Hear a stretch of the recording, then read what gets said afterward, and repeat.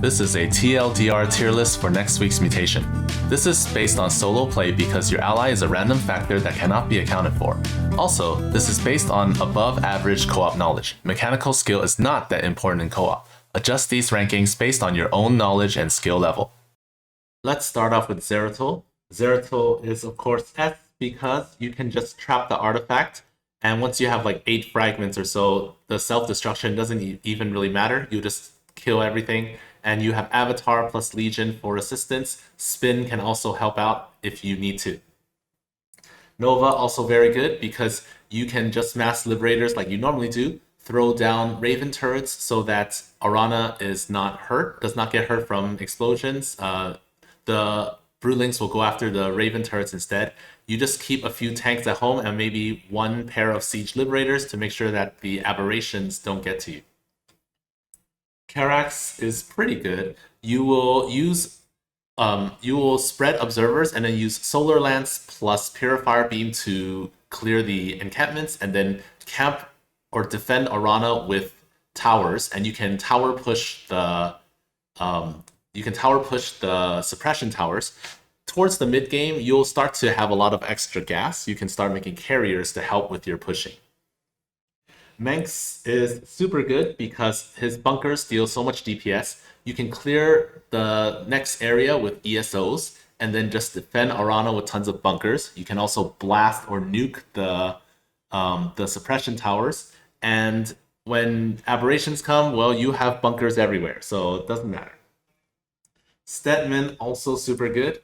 You will just use Green Zone, heal through all the damage, and for home, you can have tons of spine crawlers to defend. You can also leave a bunch of lings behind if you want. But if you want to F2, then just make a ton of spines. You can also burrow some lurkers away from the path that the aberrations take, so that you don't get hit by the self-destruction.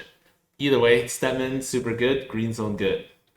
Forazun, not so good because explosions are very rough. There's a certain kind of Sim City you can do using a Nexus and also like cannons and stuff, so that there's less damage done by the self-destruction. You can use Void Rays to push, but Void Rays suck. So yeah, Forazun has a bit of a hard time in this mutation.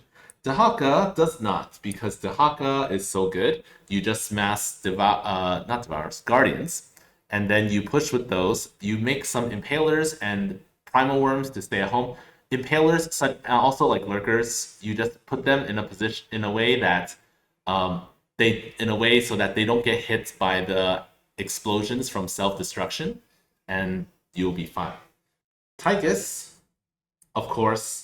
You just play normally pretty much, and then you leave Vega behind at the natural to deal with aberrations. You can take some and then have them fight each other. Swan is similar to Karax. So Swan, you use your cooldowns to clear areas, and then you teleport a Herc, and then you mass lots of Flaming Betties and stuff to defend. You should add tanks later on to help out with defense, because you might have some trouble building when aberrations are trying to move towards you. Phoenix is pretty good. He's less good versus air, and also you can't do what you normally do because you probably have to leave Tal'Darim and or Warbringer behind to deal with the outbreak infested. But Caldalis alone can deal a ton of damage to all the Brewlings and stuff. Air will be a little bit problematic, but you should add Mojo to your group and keep replenishing Mojo shells, and also have some Talus to stall. Sagara is not so good because self-destruction means that your Banelings keep dying, and there's going to be so many enemies that you're going to need like Bile Launchers to deal with them. Bile Launchers can deal with aberrations all right, but you have to retarget, because you can target the spot where infested Marines come from pretty easily, but once aberrations come, you have to change so that you can deal damage while the aberrations are fighting you as well. Pushing is also kind of rough because you're going to lose a lot of Banes, so it's kind of hard to avoid losses. Raynor is He's not great. He's not bad though, because bunkers and tanks are really good, and you can use spider mines to camp the spots where the waves spawn. But if you don't, that's okay. As long as you're on top of your macro with non-P1, you can avoid self-destruction. It's similar to endless sparkles on minor evacuation. So you just need a lot of DPS so that the broodlings don't even get close to you. Alarak, I would say he's like here because when aberrations come, you can overcharge and then that's fine. But self-destruction, you have a lot of AoE, so that's good. But you're gonna have to keep microing a lot, so that's a bit problematic. Aside from that, though, his good AoE means that self-destruction plus alien incubation is less of a problem. You can't use F2 though, because you need to leave some Wrathwalkers. You probably want to leave some Wrathwalkers behind to deal with the aberrations that eventually come. Stukov is great. You can use P3 and push, you can use P1 and push. Both are fine. Eventually you'll have tanks, and tanks will shoot the enemy infested from afar, and yeah, easy peasy. Abathur is okay. Well, this is good. He's good. Not great just because the early game luring is a bit harder when there's alien incubation. But once you get a few Brutus, or 3 Brutus plus a few Swarm Hosts, you can just push pretty easily, and you can deep tunnel to wherever the infested are hitting if you need help back at your base.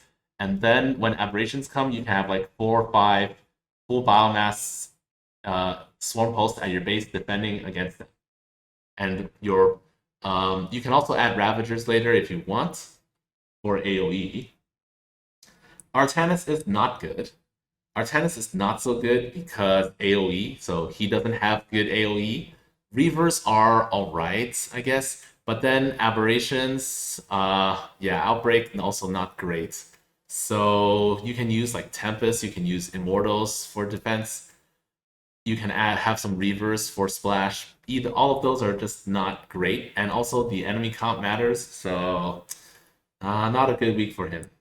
Han Horner, if you're good with your airstrikes, then you're gonna be alright because you can take out the enemies. Magmines can also take out a lot of the enemies' first lives. I would suggest using Hellbats so that they can tank more, and you can also kind of kite against the broodlings. You can use Reapers. I don't like Reapers, but if you want, you can use them. And then if you're good with them, that's also fine. Make sure you dodge the self-destruction. Later on, you can add Grounded Vikings for more Pierce or AoE damage. If the enemy has air units, then you will need to use your Magmines better. And Kerrigan is very good, but not the best. Just air can be a bit problematic because if you're using non-P3, you're good against ground, but air sucks. If you're using P3, broodlings might surround you, and that also sucks.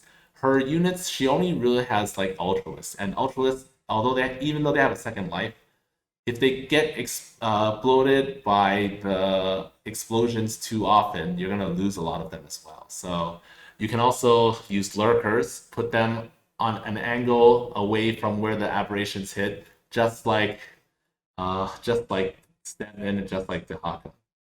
That's it for this tier list. You can extrapolate this info to your duel runs. Good luck with the mutation.